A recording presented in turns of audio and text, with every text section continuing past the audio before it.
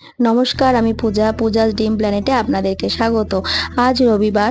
আজকে ব্লগটা আমি বিকাল থেকেই শুরু করলাম। কারণ সকালবেলা তো শরীরটা একটু দুর্বল ছিল। ঠিকঠাক আমি ভিডিও করতে পারিনি। তো মা একটু খাবার পাঠিয়ে দিয়েছিল, রান্নাও তেমন করিনি। আর তো ভাবলাম যে বিকালবেলা, যেহেতু কাল থেকে আবার আমার ছেলের স্কুল খুলছে, আর স্কুলের টাইমও চেঞ্জ হয়ে গেছে, বেলায় করে দিয়েছে স্কুল 11টা থেকে। তো এবার তো আর বর্ষাকাল, দেখতেই পাচ্ছেন রাস্তাঘাট ভেজা, বৃষ্টি শুরু হয়ে গেছে। এবার তো বাচ্চাদের তো জামা কাপড় তো একটু বেশিই লাগবে। তাই জন্য আমি ভাবলাম যে আর একটা সেট নিয়ে আসি। আর ওদিকে তো অতনু বাড়িতে আছে, ভাবলাম ওর কাছেই ছেলেটা থাক। আজকে আর বৃষ্টিতে বেরোবো না, কারণ তিনজনে মিলে বেরোলে ছেলেটা বৃষ্টিতে ভিজলে আবার তো শরীর খারাপ করবে। তো তাই ভাবলাম যে আমি একাই গিয়ে নিয়ে আসি।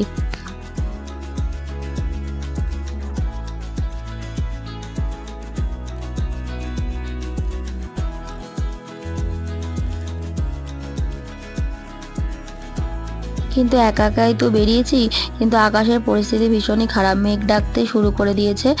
আর একটু মনে সাহস করেই বেরোলাম, নাহলে শরীরের সাথে মনটাও কেমন বসে যাচ্ছিল, ভালো লাগছিল না। তো ভাবলাম যে একটু বেরোই, মনটাও একটু ভালো লাগবে। আর কিছু টুকটাক আমার নিজস্ব কাজ আছে, সেগুলো সারা হয়ে যাবে।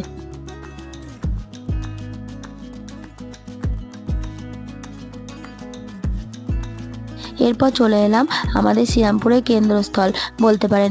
এটা হচ্ছে বটতলার পাঁচমাথার মোড়। এখানে একটু সিগন্যাল পড়ে, তো গাড়িটা কিছুক্ষণ দাঁড়ায়, সব গাড়ি দাঁড়ায়। তো গতকাল রাতে যখন ইন্ডিয়া ক্রিকেট টিম যখন বিশ্বকাপ জয় করলো, ফাইনাল ম্যাচটা জিতলো, এইখানে সব আমাদের শ্রীরামপুরের সমস্ত ছেলেরা রাতে থালা বাসন যে যেমন পেরেছে ভারতের জাতীয় পতাকা, আমাদের দেশের জাতীয় পতাকা নিয়ে বেরিয়ে পড়েছিল।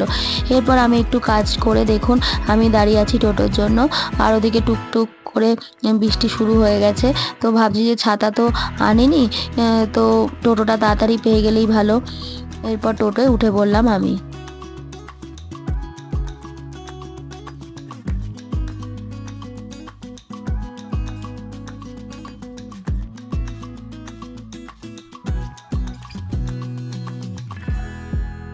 এরপর টোটো থেকে নেমেই জানেন ওর বাবার ফোন এসছে। আমার ছেলে কান্নাকাটি শুরু করেছে, মাম্মামের কাছে যাব। তারপর তো আমাকে যেই দেখেছে, যে মাম্মাম তুমি কেন গেছো আমার ছেড়ে, তুমি তাড়াতাড়ি এসো। তারপরে আমি বললাম যে বাবা, তোমার আমি জামা কিনে আনবো, আর তোমার একটা আমি নতুন খেলনা কিনে আনবো, তুমি একটু বাবার কাছে থাকো, বলে আমি চলে এলাম। মাঝে মাঝে তো একটু অভ্যাস করতে হবে বলুন, সবসময় তো আমার কাছেই থাকে। কিন্তু আমারও তো নিজস্ব কিছু কাজ থাকে, ছেলেটাকে রেখে বেরোতে পারি না। তো তাও ভাবছি যে এবার মাঝে মাঝে একটু টুকটাক করে ছেলেটাকে রেখে বেরোবো। ওরও তো একটু বোঝা দরকার যে মায়েরও কিছু পার্সোনাল দরকার থাকতে পারে। এরপর আমি এই মন্দির, দেখুন রাধাকৃষ্ণের মন্দির, আমি সেখানে একটু ঠাকুরকে দর্শন করে আমি চলে এলাম। এই যে দোকানটা দেখছেন, এখানে বাচ্চাদের স্কুল ড্রেস পাওয়া যায়। এরপর আমি ওপরে উঠে যাব, ওখানে স্কুল ড্রেসটা দেখি পাওয়া যায় কিনা। আবার তো সবসময় সব সাইজ থাকে না। তো আগের বারে যেমন আমার ছেলের সাইজটা ছিল না, ওই জন্য একটা প্যান্ট কম ছিল। ওই রকমই শীতকালে তো দুটো ড্রেস আছেই, কিন্তু গরমকালে একটা পাওয়া গেছিলো। তাই ভাবলাম একেবারে জামা প্যান্ট দুটোই নিয়ে নেবো।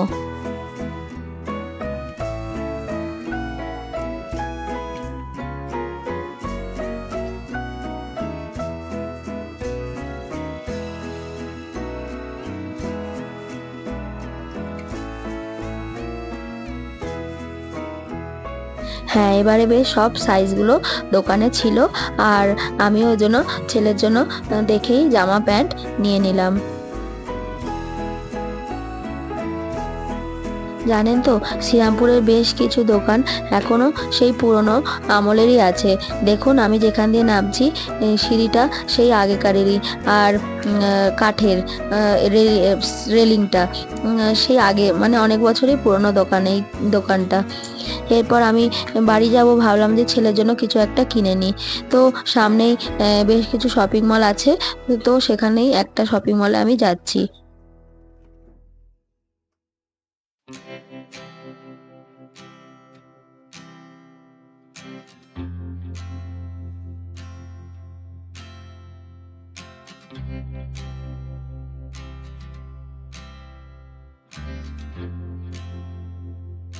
এরপর আমি চলে এলাম কিডস সেকশানে এসে আমি একটু খেলনাগুলো দেখছিলাম। আসলে ছেলেটা কদিন ধরে গাড়ি গাড়ি বলছিল, তো ভাবছিলাম আবার ও তো গাড়ি নিয়ে তো আবার একটা চাকা করে ভেঙে দেয়, গাড়িগুলোই নষ্ট হয়ে যায় আর চলে না। তো ভাবছিলাম যে নেব কি নেব না। দেখুন এই প্লেনটা বেশ খুব সুন্দর দেখতে না, অন্যরকম। আমার তো বেশ ভালো লাগে এই খেলনাগুলো, কিন্তু আমার ছেলে ভেঙে দেয়, খুবই কষ্ট লাগে তখন।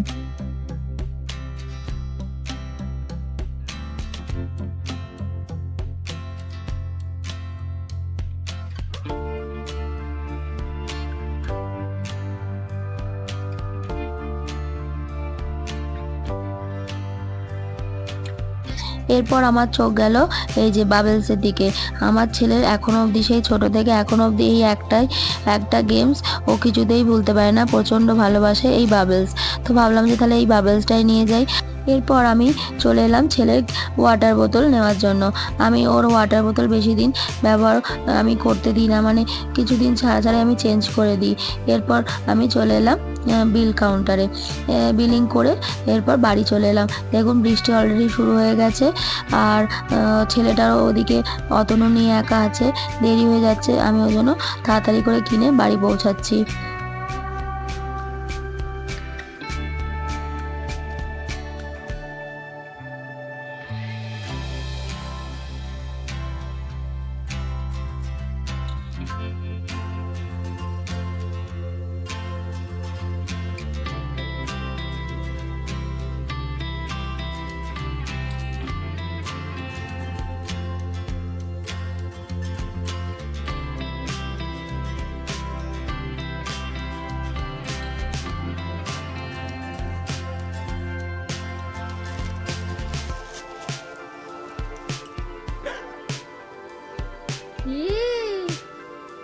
কটা কার কার আর তোমার আর কার, তোমার আর কার? গপুর। ঠিক আছে, হ্যাপি। আর একটা কি বলো তো, তুমি কি বলেছিলে মাম্মা আমাকে গাড়ি কিনে দেবে?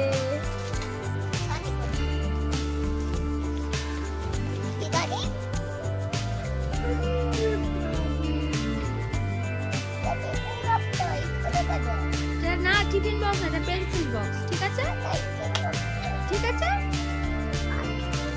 আর কি এটা? তোমার স্পাইডারম্যান নেই তো, ওটা নতুন নতুন বোতল। এটার জন্য জুসটা নিয়ে যাবো। মোটামুটি ছেলেটাকে তো একটু খুশি করতে পেরেছি। আর দেখুন এই বক্সটা কিনেছি আমার গোপালের জন্য, গোপালের খাবার রাখবো বলে। আর ওদিকে ছেলে হাসি দেখুন, ও বাবেলসটা পেয়ে কি খুশি।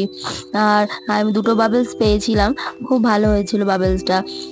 আসলে ওই একটা একটা করে নিয়ে আসি আর শেষ হয়ে যায়, আবার বায়না করে, তাই একেবারে দুটো বাবেলসই নিয়ে চলে এসেছিলাম।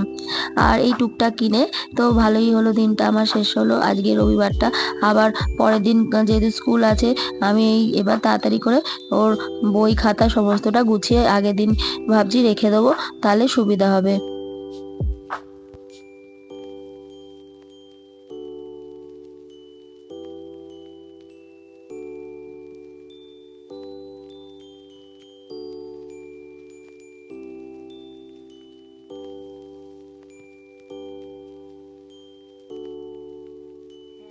এরপর দেখুন ছেলে গেছিল ওর দাদাইয়ের বাড়ি। একদিন যদি দাদাইয়ের বাড়ি না যায় ওর মন খারাপ হয়ে যায়, তাই অতনু ভাকে বলেছিলাম যে যাও একটু ঘুরিয়ে নিয়ে এসো। আর আমারও একটু টুকটাক আমার ইউটিউবের কাজ ছিল, চ্যানেলের কাজ ছিল, তো তাই ভাবলাম যে আমারও কাজটা হয়ে যাবে। আর দেখুন ছেলে এসে আবার ওই বাবেলসটা নিয়েছে, আর এই যে আমাকে থ্যাংক ইউ বলছে। মাম্মাম গিফট কিনে দিয়েছে বলে ছেলের দেখুন মাম্মামকে কত আদর করছে। আমার ছেলে এই ছোট ছোট খেলনাতেই খুশি হয়ে যায়। এই বাবেলস বলুন বা ছোট ওই 20 টাকা যদি ওকে আমি গরু কিনে দিই কিংবা পশু পাখি, ও তাতেই খুশি হয়ে যায়। মোটমাট হচ্ছে আমি ওকে বলি যে আমি তোকে গিফট কিনে দেবো, তুই তাহলে চুপ করে যা বা রাস্তায় বায়না করবি না। ও তাতেই খুশি হয়ে যায়। এই ছোট ছোটতেই বাচ্চাদেরকে আমার মনে হয় ভুলিয়ে রাখা উচিত। বেশি দামি খেলনা থেকে ওরা ছোট ছোট খেলনাই বেশি ভালোবাসে। ব্লগটা তাহলে এখানেই শেষ করছি। আপনারা ভালো থাকবেন, সুস্থ থাকবেন, সাবধানে থাকবেন। দেখা হচ্ছে পরের একটি ব্লগে।